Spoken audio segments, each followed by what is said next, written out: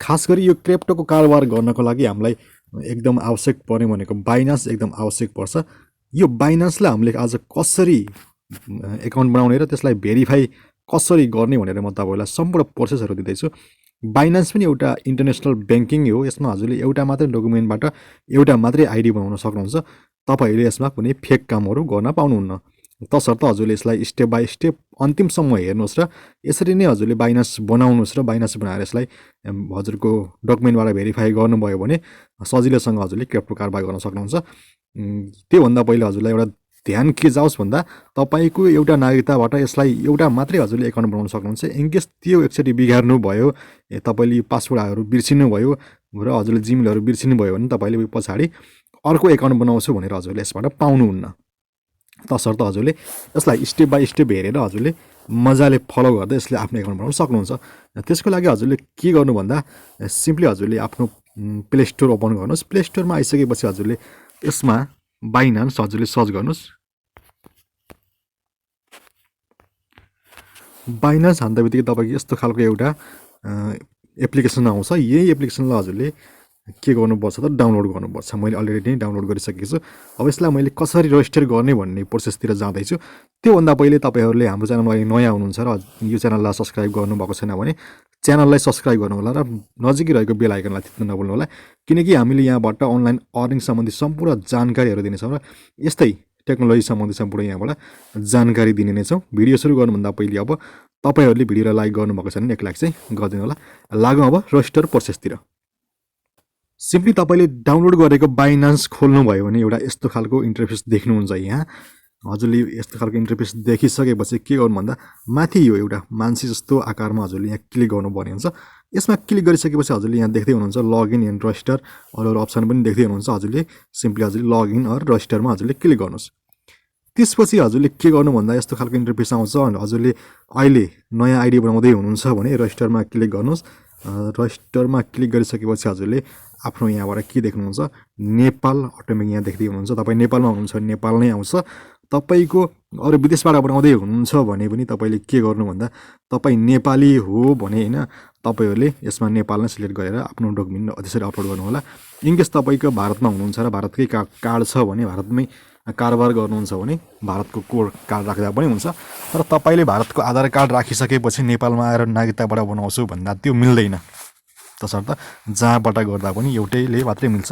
यसलाई नेपाल सिलेक्ट भइसकेको छ। यसलाई त्यसपछि यसमा क्लिक गरिदिनुहोस्। यसमा के गर्नुपर्ने छ भन्दा हजुरको यहाँ एउटा इमेल एड्रेस राख्नुपर्ने हुन्छ। तपाईँले भ्यालिड हजुरले जहाँ गएर पनि खोल्न सक्ने इमेल यसमा राखिदिनुहोस्। त्यसपछि यसमा सिम्पली हजुरले के गरिदिनु भन्दा यसमा हजुरले के गर्नु भन्दा पासपोर्ट राख्न सक्नुहुन्छ। इमेल र पासपोर्ट हजुरले स्ट्रङ राखेर यसलाई नोट गरिराख्नु होला। मैले पहिले पनि भने एकचोटि बनाइसकेपछि बनाउन मिल्दैन। त्यसपछि हजुरले यसलाई सिम्पली यसमा क्लिक गरिदिनुहोस्। यो भइसकेपछि हजुरको रजिस्टर प्रोसेस कम्प्लिट हुन्छ। रजिस्टर प्रोसेस कम्प्लिट भइसकेपछि हजुर फेरि के गर्नु भन्दा लगइन भन्ने सेक्सनमा आउनुहोस्। लगइनमा सेक्सनमा आइसकेपछि हजुरले अघि बनाएको जुन हजुरको जिमेल आइडी र पासपोर्ट थियो यो हजुरले यसमा फिलअप गरेर हजुरले यसलाई लगइन गर्न सक्नुहुन्छ। हजुरको यसमा जिमेल राख्नुहोस् र अनि तलतिर पासपोर्ट राख्नुहोस्। पासपोर्ट राखिसकेपछि सिम्पली हजुरले के गर्नु भन्दा यो एरोमा हजुरले सिम्पली यसमा क्लिक गरिदिनुहोस्। यसमा क्लिक गरिसकेपछि हजुरको एउटा यस्तो खालको एउटा इन्टरफेस देख्नुहुन्छ। यसमा सिम्पली हजुरले के गर्नुपर्छ भन्दा यो सेक्युरिटी क्वेसन हो, भेरिफिकेसन कोड हो। यसलाई हजुरले यहाँ देख्दै हुनुहुन्छ। यसलाई swipe to complete the puzzle भन्दैछ नि। यसमा यसलाई हजुरले एरोलाई हजुरले बिस्तारै सार्नुहोस्। यो माथिको पजल सर्दै आउँछ। यसलाई लिएर हजुरले यसमा ठ्याक्क मिलाइदिनु भयो भने हजुरको यो सेक्युरिटी भेरिफिकेसन सफल हुन्छ। त्यसपछि के गर्छ भन्दा अब मेरो अलरेडी भेरिफाई छ तसर्थ मलाई कोड आउने गर्छ। यसमा सेन्ड कोड गर्नुपर्ने हुन्छ। तपाईँलाई पनि अब भेरिफाईको प्रोसेसमै म सिकाउँदैछु। बाइनान्सले तपाईँलाई एक्चुअली कोड पठाउने गर्छ। त्यो कोडलाई हजुरले यहाँ फेरि भेरिफाई यसमा फुलफिल गरिदिनु र अनि सबमिट भन्ने अप्सनमा आउनुहोस्। सबमिट गरिसकेपछि हजुरले यहाँबाट एउटा यस्तो खालको इन्टरफेस देख्नुहुन्छ। यसमा मैले अलरेडी नै भेरिफाई गरेको छु, तर तपाईँहरूलाई अब भेरिफाई कसरी गर्ने भनेर प्रोसेस देखाउँदैछु। त्यसको लागि हजुरले सिम्पली यहाँ हजुरले यो आइडी भएको ठाउँभन्दा तपाईँले साइडमा एउटा यो देख्न सक्नुहुन्छ। यसमा हजुरले सिम्पली क्लिक गरिदिनु पर्ने हुन्छ। यो क्लिक गरिसकेपछि हजुरले यहाँ के गर्नुपर्छ भन्दा सिम्पली हजुरले यस्तो खालको इन्टरफेस यहाँ देख्दै हुनुहुन्छ। यो मेरो अलरेडी भेरिफाई छ। यसमा के छ भन्दा हजुरको पर्सनल इन्फर्मेसन मागेको ठाउँमा क्लिक गर्नुभयो भने हजुरले पर्सनल इन्फर्मेसनहरू यहाँ राखिदिनुपर्ने हुन्छ। अनि यो गभर्मेन्ट इस्यु कार्ड भनेको ठाउँमा हजुरले नागरिकताको अगाडि पछाडिको लाई हजुरले खिचेर त्यहाँ राख्नुपर्ने ठाउँ हुन्छ, त्यो खिचेर राखिदिनुहोस्। त्यसपछि हजुरले सिम्पली थर्ड स्टेपमा आइसकेपछि फेसियल रिकग्नाइजेसन भनेर छ। यसमा के गर्नुपर्छ भन्दा हजुरको त्यहाँ हजुरले त्यसले भनेअनुसारले एउटा फोटो दिनुपर्ने हुन्छ। त्यो फोटो दिइसकेपछि हजुरको केही समयमा नै यसले रिभ्यू गरेर हजुरको भेरिफाई सक्सेस गरिदिने गर्छ। त्यसको लागि हजुरले पहिले पर्सनल इन्फर्मेसन फुलफिल गर्नुहोस्। त्यसपछि गभर्मेन्ट आइडी कसो नागरिकताबाट बनाउने हो कि पासपोर्टबाट बनाउने त्यो कसको अगाडि पछाडिको राखिदिनुहोस्। त्यसपछि हजुरले फेसियल यसमा भनेको हजुरले त्यसमा फोटो खिच्नुपर्ने हुन्छ, लाइभ फोटो खिच्नुपर्ने हुन्छ, त्यो गर्नुहोस्। त्यसपछि हजुरको यो डिपोजिट एमाउन्ट विथड्र एमाउन्टहरू यसमा लिमिटेड यसरी हुने गर्छ। अनि हजुरको यो P2P हाम्रो यसमा अनलिमिटेड हुने गर्छ।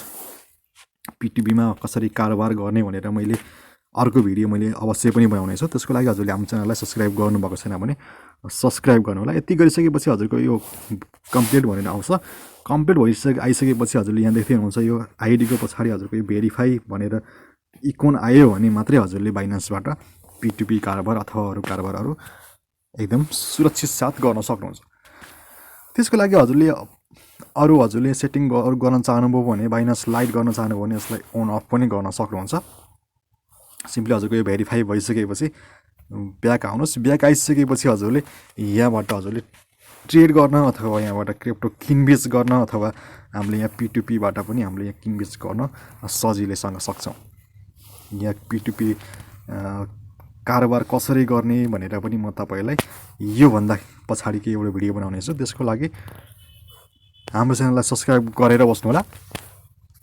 यहाँ देख्दै हुनुहुन्छ यस्तो खालको इन्टरफेसमा हजुरले यहाँ मार्केट देख्दै हुनुहुन्छ। यो मार्केटमा हाम्रो यो बिटकोइनको भ्यालु आज $43,036 छ नेपाली बिटकोइनको भ्यालु। अनि डककोइनको भ्यालु पनि यहाँ देख्दै हुनुहुन्छ। यसमा ट्रेडमा गइसकेपछि हामीले यहाँबाट कुनै करेन्सीलाई किनबेच गर्न चाह्यो भने यहाँबाट ट्रेडमा पनि गर्न सक्छौँ। अनि फ्युचरमा गएर हेर्नुभयो भने यहाँबाट पनि अरू यसको फिचरहरू पनि के छ भनेर यहाँबाट हेर्न सकिन्छ। अनि सिधै आउनुहोस् हजुरको वालेट भन्ने अप्सनमा आउनुहोस्। वालेट भन्ने अप्सनमा आइसकेपछि हजुरको यहाँ ब्यालेन्स कति छ भन्ने कुराहरू यहाँबाट देख्न सक्नुहुन्छ। अहिले मेरो ब्यालेन्स $12 मात्रै छ। मैले अहिले यहाँ कारोबार गरेको छैन। स्पोर्ट ब्यालेन्स भनेको हामीले यसलाई भर्खरै किनबेच गर्न सकिने स्पोर्ट ब्यालेन्स हुन्छ। यो फन्डिङ भनेको बाहिरबाट लिएर टपअप गरेको ब्यालेन्स हुन्छ।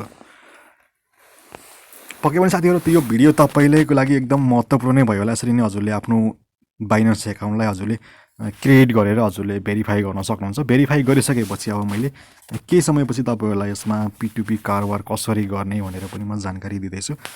त्यसको लागि म अर्को भिडियोमा पक्कै पनि लिइ आउनेछु। अहिलेलाई बाई।